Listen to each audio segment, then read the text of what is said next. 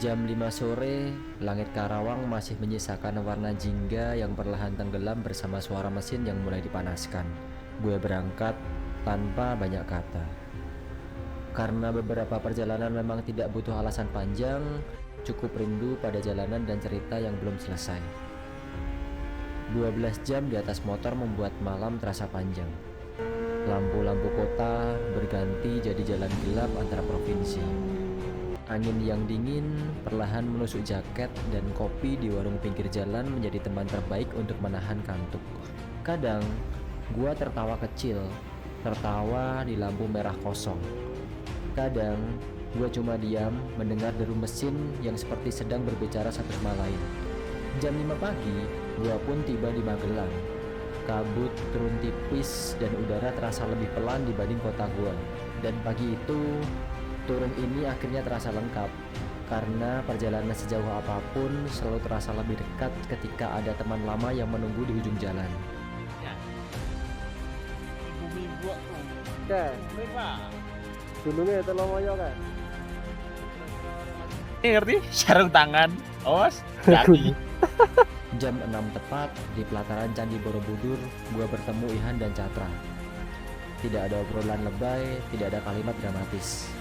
Hanya senyum kecil khas teman lama, yang meski lama tak bertemu, rasanya seperti baru kemarin nongkrong bersama. Perjalanan dilanjutkan menuju Gunung Telomoyo. Sekitar 2,5 jam perjalanan kami ditemani hamparan sawah, pepohonan yang basah oleh embun, dan jalanan dataran tinggi menuju Kopeng berliku yang sejuk. Di beberapa titik, kami sengaja memperlambat motor, bukan karena lelah, tapi karena pemandangan seindah itu sayang jika dilewati terlalu cepat. Sesampainya di TPR, kami membayar 15.000 per orang. Lalu perjalanan sesungguhnya pun dimulai. Tanjakan terjal 7 km menuju negeri awan membuat mesin meraung lebih keras, sementara mata sibuk menikmati pemandangan yang tidak habis-habis. Warung-warung kecil berjajar di pinggir jalan. Harpa rental, hilir mudik membawa wisatawan menuju puncak. Dan di antara dinginnya angin Telomoyo, siluet Gunung Merbabu serta Gunung Sumbing berdampingan dengan Gunung Sindoro seperti ikut menjaga perjalanan kami dari kejauhan. Kadang, touring bukan soal seberapa jauh kita pergi, tapi tentang siapa yang masih mau meluangkan waktu untuk berjalan bersama meski hidup sudah membawa masing-masing ke arah yang berbeda. Dan pagi itu, di atas awan Telomoyo kami sadar, beberapa persahabatan ternyata memang diciptakan untuk tetap hidup di jalan. Telomoyo. Dari namanya terdiri dari kata telo dan moyo. Telo sendiri artinya 3, kemudian moyo adalah bayangan atau ilusi. Dari sejarah dulu, itu Telomoyo ini adalah tempat untuk meditasi orang-orang terdahulu. Jadi memang kondisinya karena di dataran tinggi, jadi di daerah-daerah Jawa banyak petilasan-petilasan, banyak tempat-tempat untuk mediasi, dan salah satunya itu adalah Telomoyo.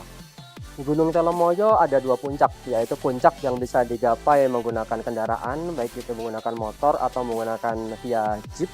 Kemudian ada gunung yang bisa didaki dengan trail run, jadi ada 2 trek yang bisa kalian akses menggunakan berjalan kaki ataupun menggunakan kendaraan. Untuk hari ini gue menuju ke puncak Telomoyo menggunakan kendaraan atau menggunakan trek yang diakses menggunakan kendaraan. Dan untuk kondisi puncaknya cukup padat karena kita sampai di puncak Telomoyo cukup siang, jadi sampai puncak itu jam 7:30. Jadi disarankan apabila untuk menuju ke puncak Telomoyo disarankan sebelum jam 6. Kenapa sebelum jam 6? Karena kondisinya sebelum jam 6 ini kondisi kabut masih belum naik, jadi pemandangan bisa melihat landscape pegunungan Sumbing Sindoro dan Gunung Merbabu. Untuk sekarang karena kondisinya sudah jam 8 pagi, itu kondisi kabutnya sudah mulai naik dan alhasil landscape tidak bisa dinikmati, dan kita akhirnya bersuah foto saja di perjalanan saat perjalanan pulang.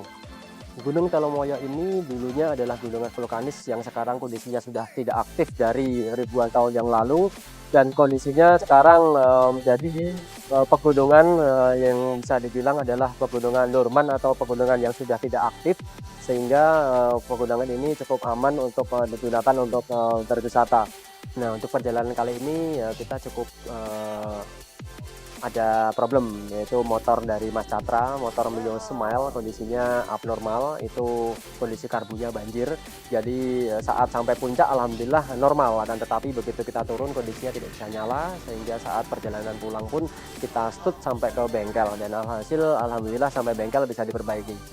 Oke, sekian review singkat perjalanan kita ke Telomoyo, dan sampai jumpa di perjalanan berikutnya. See you.